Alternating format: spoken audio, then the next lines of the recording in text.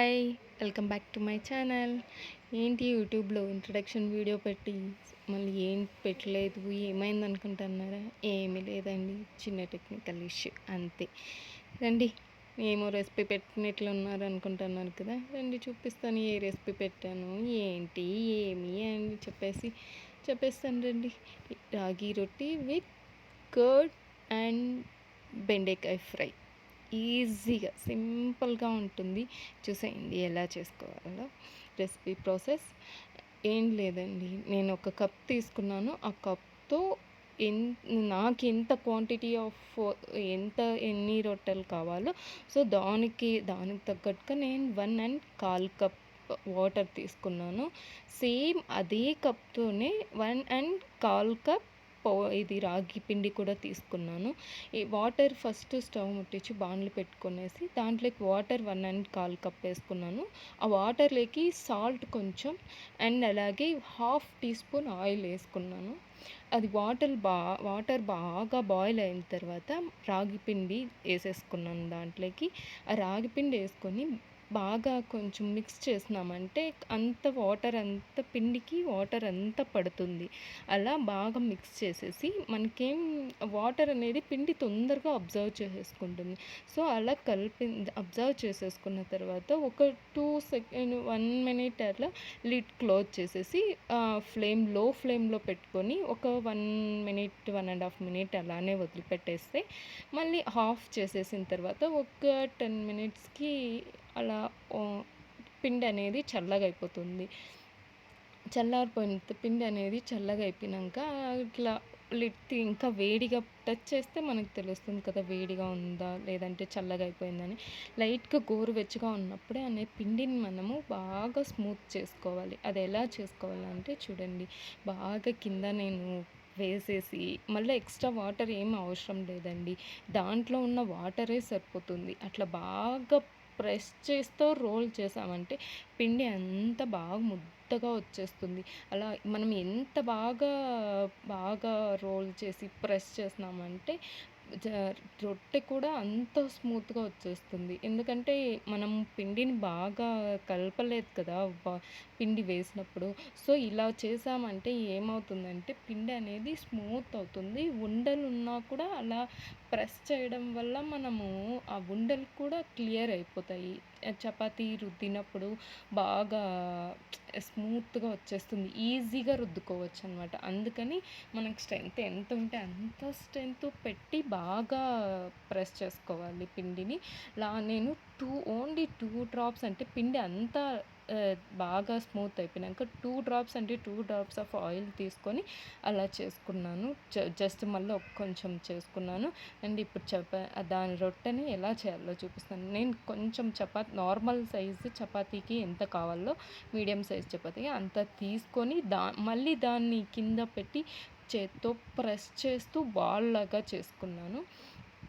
మళ్ళీ రాగిపిండి వేసుకొని నార్మల్ మనం చపాతీ ఎలా రుద్దుతామో సేమ్ అంతే అలానే రుద్దుకోవాలి. ఏం కష్టమేం కాదండి. పిండి మనం బాగా ఉడికి అలాగే బాగా ఇది ప్రెస్ చేసుకొని బాగా స్మూత్ చేసుకున్నామంటే చాలు. మళ్ళీ ఈజీగా వచ్చేస్తుంది చపాతీ అనేది. మనం గోధుమ పిండితో చపాతీ ఎలా చేస్తామో అలానే వచ్చేస్తుంది. ఏమంటే పిండి మనం ఎక్కువ పిండి యూస్ చేయం దీంట్లో. ఎక్కడైతే కొంచెం లైట్గా ఫస్ట్లో అద్దేసి ఎక్స్ట్రా పౌడర్ అంతా తీసేస్తామో మనకి ఎక్కడైతే అతుక్కుంటుందో అక్కడ మాత్రమే పిండి వేసుకొని రుద్దుకుంటాం. చూసారా, నేను ఎన్నిసార్లు ఇటు అటు ఇది చేసినా కూడా రొట్టె ఏమీ కాలేదు. అలా అని థిక్నెస్ కూడా చాలా థిక్నెస్ ఏం అవసరం లేదు. కొంచెం మీడియం నార్మల్గా థిక్నెస్ చేసి మళ్ళీ అలా అని పల్చగా చేసుకోకూడదు, అలా అని మందం కూడా ఉండకూడదు, కొంచెం ఇదిగా ఉండాలి. అలా మనం దీంట్లో ఆయిల్ అనేది యూస్ చేయమన్నమాట. ఆయిల్లెస్ రొట్టి అనమాట. హెల్త్కి కూడా చాలా మంచిది. మనం రొట్టె అప్పుడు పెనం అనేది బాగా వేడిగా ఉండాలి. రొట్టె అనేది కంపల్సరీగా హై ఫ్లేమ్‌లోనే కాల్చుకోవాలి. అలా రొట్టె వేసినప్పుడు పౌడర్ ఏ సైడ్ అయితే ఎక్కువగా ఉంటుందో ఆ సైడ్ అనేది పైకొచ్చిందంటే ఆ ఎక్స్ట్రా పౌడర్‌ని వాటర్‌తో ఇలా స్ప్రెడ్ చేసినప్పుడు ఆ ఎక్స్ట్రా పౌడర్ అనేది క్లియర్ అయిపోతుంది. సో, రొట్టె బాగా ఉంటుంది. చూసారా? మనం హై ఫ్లేమ్‌లోనే పెట్టుకొని కాల్చుకోవాలి. అది అది ఎక్కువ కాలాల్సిన అవసరం లేదు.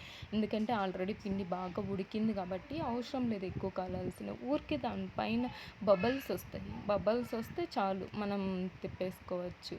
తిప్పేసుకొని ఈజీగా ఆహ్, చేసేయచ్చు. కష్టమేం కాదండి. రాగి అంటేనే హెల్తీ. సో, హెల్తీ ఫుడ్స్ ఎప్పటికైనా కష్టమే అనుకుంటున్నారేమో. అట్లా ఏమీ లేదు, చేసుకోవడానికి కష్టం లేదు. ఏమీ లేదు, ఈజీగా ఉంటుంది. చూడండి, ఇప్పుడు నేను వాటర్‌తో పిండి ఎక్కువగా నాకు ఆపకుంది కాబట్టి వాటర్‌తో ట్యాప్ చేశాను. ఇక్కడ చూడండి బబుల్స్ అనేది స్టార్ట్ అవుతున్నాయి. లైట్‌గా ఇప్పుడే కదా వాటర్ స్ప్రెడ్ చేసింది. సో, ఇంక బబుల్స్ అనేది చూసారా? చాలండి. ఈ మాత్రం కాలిందంటే ఒక సైడ్ చాలు. మనం చపాతీ కాల్చుకున్నట్లు ఈ సైడ్, ఆ సైడ్ ఫ్లిప్ చేస్తూ కాల్చుకోకూడదు. రొట్టె అన్నది గట్టిగా అయిపోతుంది. చూసారా? పూరి అన్న ఆయిల్‌లో పొంగుతుందో లేదో తెలీదు కానీ నా రొట్టె చూడండి ఏ రేంజ్‌లో పొంగిందో. సో, ఇలా చేసుకున్నానంటే ఈజీగా ఉంటుంది. టేస్టీగా ఉంటుంది. చాలా ఈజీ చేసుకోవడానికి అండ్ చాలా హెల్తీ. పండ్లు లేని వాళ్ళు కూడా ఈజీగా తినగలుగుతారు. చూడండి ఎంత స్మూత్‌గా వచ్చిందో. ఇట్లా ప్రెస్ చేస్తే కూడా మళ్ళీ నార్మల్‌గా పొజిషన్‌కి వచ్చేస్తుంది. చాలా బాగుంటుందండి. చూసారా ఎలా ఉంది? ఎంత ప్రెస్ చేసినా 2 చేతులతో ప్రెస్ చేసినా కూడా మళ్ళీ నార్మల్‌గా వచ్చేసింది. ఎంత స్మూత్‌గా ఉంది చూడండి. 2గా చీల్స్తే కూడా బాగా ఈజీగా మనం చేసిన రొట్టె పర్ఫెక్ట్‌గా ఉందో లేదో చూసారా? రొట్టె ఇట్లా పట్టుకుంటే ఇది పడిపోతుంది. అంటే అప్పటికి స్మూత్‌గా ఉంది రొట్టె అని చెప్పేసి అర్థం. సో, మీరు ట్రై చేయండి. ఎలా వచ్చిందో చెప్పండి నాకి. చాలా ఈజీ అంటే ఈజీ. నాకి ఆ క్వాంటిటీకి ఆ సైజ్ రొట్టె 12 అయ్యాయండి. అండ్ దీన్ని నేను కర్డ్‌లో కొంచెం కారం అండ్ సాల్ట్, ఆనియన్‌తో కాంబినేషన్ తీసుకున్నాను. అలానే బెండకాయ ఫ్రై కూడా చూపిస్తాను రండి. నేను బెండకాయ ఏం చేశానంటే ముందుగా కట్ చేసుకొని పీసెస్‌ని లైట్ ఫ్రై చేసుకున్నాను. ఫ్రై ఎందుకంటే ఆ జిగురు పోవడానికి మాత్రమే. డైరెక్ట్‌గా వేసుకుంటే ఎందుకో నాకు నచ్చదు. వితౌట్ ఆయిల్, సాల్ట్ నేను జస్ట్ ఫ్రై చేసుకొని పెట్టుకున్నాను. మళ్ళీ కడాయిలో ఆయిల్ వేసుకునేసి ఫస్ట్ శనగ్గింజలు వేసుకున్నాను. శనగ్గింజలు లో ఫ్లేమ్‌లో ఫ్రై చేసుకున్నాను. ఎందుకంటే మళ్ళీ అది క్రిస్పీగా ఉండకపోతే తినడానికి బాగుండదు కదా అందుకు. మళ్ళీ దాంట్లోకి శనగపప్పు, సాసలు, జీలకర్ర వేసుకున్నాను. అది కొంచెం అవి ఫ్రై అయ్యాక తెల్లగడ్డ కచ్చాపచ్చాగా దంచుకొని వేసుకున్నాను. మళ్ళీ ఆనియన్స్, పసుపు, సాల్ట్, అలాగే కొత్తిమీర, కరివేపాకు కొంచెం వేసుకొని బాగా ఫ్రై చేసేసుకున్నాను. ఇలా ఫ్రై చేసుకున్నాక మధ్యలో కలుపుతూ బాగా ఫ్రై అయిపోవాలి. ఇది శనగ్గింజలు మెత్తగా అవ్వవండి. బాగా ఉంటుంది, క్రిస్పీగానే ఉంటుంది. అలానే టొమాటో కూడా, ఆనియన్ కొంచెం ఫ్రై అయ్యాక టొమాటో కూడా వేసుకునేసాను. అలానే టమాటా కొంచెం ఫ్రై అయ్యాక ముందుగా ఫ్రై చేసి పెట్టుకున్న బెండకాయ వేసి ఒక 2 మినిట్స్ కలుపుకుంటూ ఫ్రై చేసుకోవాలి. ఎందుకంటే అది ఆల్రెడీ ఫ్రై అయిపోయింది. సో, మనం దీంట్లో కొంచెం మిక్స్ అవ్వడానికి ఇంకొంచెం 2 మినిట్స్ అలా ఫ్రై చేస్తున్నాము. అలా ఫ్రై చేసినాక ధనియా పౌడర్ అంటే అది దాంట్లోకి అంతా మిక్స్ అండి. కారం కొంచెం half teaspoon garam masala అంతా వేసి బాగా ఒక 2 మినిట్స్ మళ్ళీ బాగా కలుపుకున్నామంటే బెండకాయ ఫ్రై రెడీ. అవును, మీలో ఎంతమందికి బెండకాయ తిని మ్యాథ్స్ బాగా వచ్చిందండి? ఎంత మాత్రం నేర్చుకున్నారు మీరు మ్యాథ్స్ బెండకాయ తిని? కామెంట్ చేయండి. అలా ఎంతమందికి వచ్చిందో. నయం, బెండకాయ ఫ్రై రెడీ. బెండకాయ ఫ్రై విత్ రాగి రొట్టి. అబ్బా, ఏమి కాంబినేషన్ తెలుసా? సూపర్గా ఉంటుంది. 2 హెల్దీని, 2 మంచి ఫుడ్. సో, ఇది నా